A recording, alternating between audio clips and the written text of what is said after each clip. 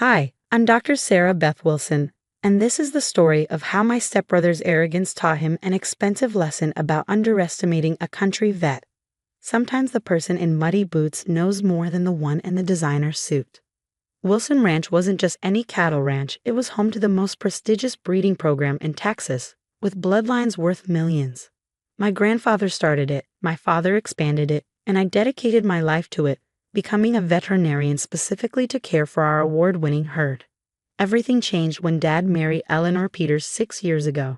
She came with a son, Michael, who had an MBA from Harvard and big plans to modernize our traditional operation. From day one, he saw our careful breeding program and individualized animal care as outdated and inefficient. Sarah, darling, he'd say, checking stock reports on his phone while I performed ultrasounds on pregnant heifers. You're thinking too small. We need to scale up, maximize profits. All this personal attention to the animals is cutting into our margins. What Michael failed to understand was that our reputation wasn't built on margins. It was built on producing the finest cattle in the country. Every rancher knew that a Wilson bloodline meant excellence. Our bulls regularly sold for 6 figures at auction, and our breeding contracts had a 3-year waiting list. But Michael only saw numbers on a spreadsheet. He started pushing Dad to embrace factory farming methods, to treat our operation like a commodity producer rather than the boutique breeding program it was. Dad, impressed by Michael's business degree and corporate swagger, began to listen. I tried to explain why mass production would destroy everything we built. Our clients pay premium prices because they know how we care for our animals, I argued. They're not buying bulk cattle. They're buying generations of careful breeding and individual attention. Michael would just roll his eyes. That's why you're still playing doctor with the cows while I'm handling the actual business decisions. What they didn't know was that 5 years ago, when I finished veterinary school, my grandfather had set up a separate company in my name, Wilson Genetics LLC. Every valuable bloodline, every breeding contract, every prize-winning animal was registered under this entity. The farm only had a license to use and profit from these genetics as long as they maintained our traditional breeding standards. Protect the bloodline, Sarah, Grandpa had said before he passed. They're your family's real legacy. The situation came to a head at last month's Texas Cattlemen's Association Awards dinner. Our prize bull, Storm Ruler, had just won Grand Champion, adding another $1 million to his breeding value. Michael saw dollar signs, but he didn't understand what made Storm Ruler special. The next morning, he convinced Dad to call a family meeting.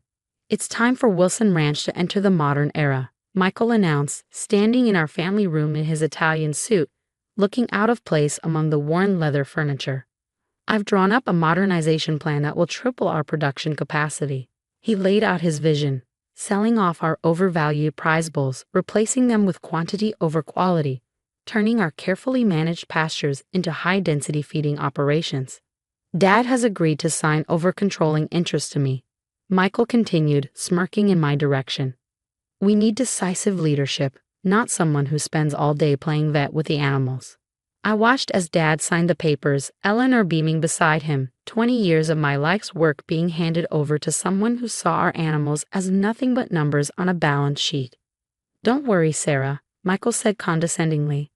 We'll still need a vet on staff as long as you learn to work more efficiently. No more of this individual care nonsense. I stood up quietly. I'll need to check on Storm Ruler. He has a breeding collection scheduled for tomorrow.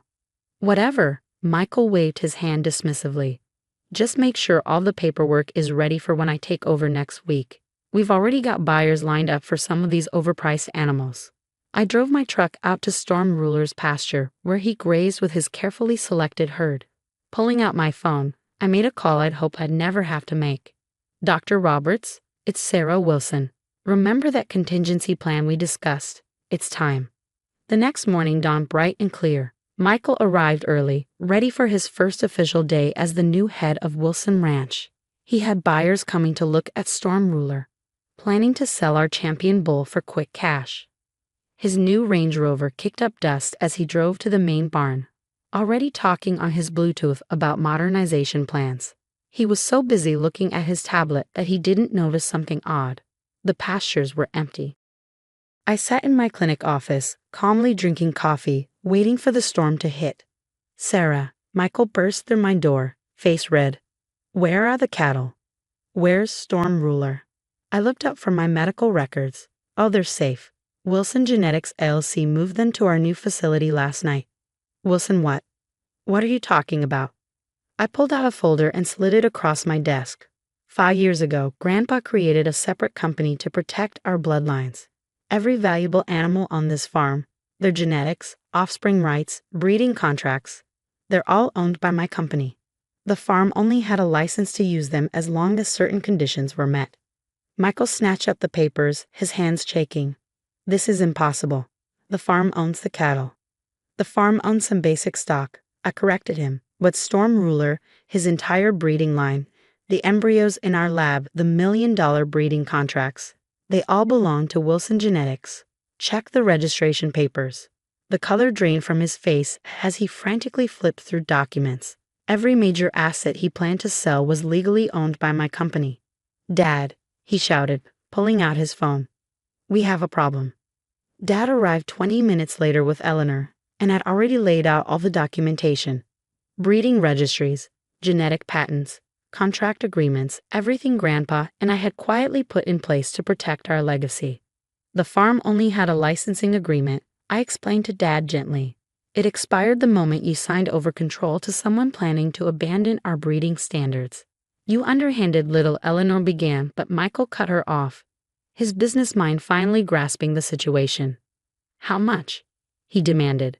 How much to buy the genetics company? I smiled. It's not for sale. But I have a counter offer. I laid out my terms. I would lease the genetics and breeding rights back to the farm, but only under specific conditions. I would have full control over the breeding program. No mass production, no selling off bloodlines.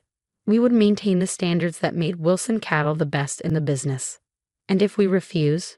Michael asked through gritted teeth. Then I take my company, my cattle, and my contracts elsewhere.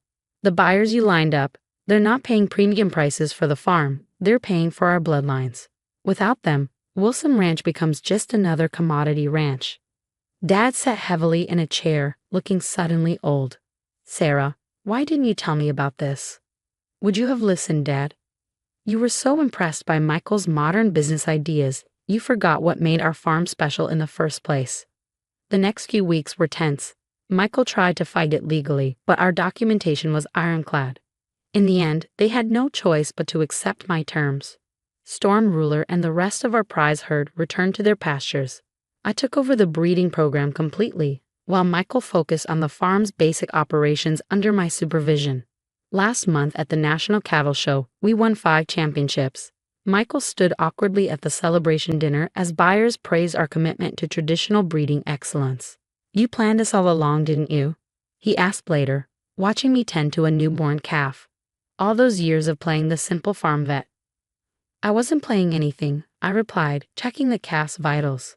I was protecting our legacy. These aren't just assets on a spreadsheet, Michael. They're living creatures, and they're our responsibility. Yesterday, Dad came to my clinic, looking at my wall of veterinary degrees and breeding awards with new eyes. Your grandfather would be proud, he said softly. He always said you were the one who truly understood what we were building here. The farm continues to thrive, though differently than Michael had planned. He's learning slowly that some things can't be reduced to profit margins. Sometimes he even helps with the cows, though he still refuses to wear boots. Last week, a young farming student asked me why I didn't just take my cattle and start fresh somewhere else. I showed her Storm Ruler's newest calf, already showing his sire's championship potential. Because this land isn't just dirt and grass, I told her. It's generations of dreams, hard work, and dedication. Sometimes protecting a legacy means standing your ground, even if you have to be sneaky about it. Wilson Ranch remains a family operation, just with a clearer understanding of who really runs things. And if you look carefully at the new sign by our front gate, you'll notice something interesting.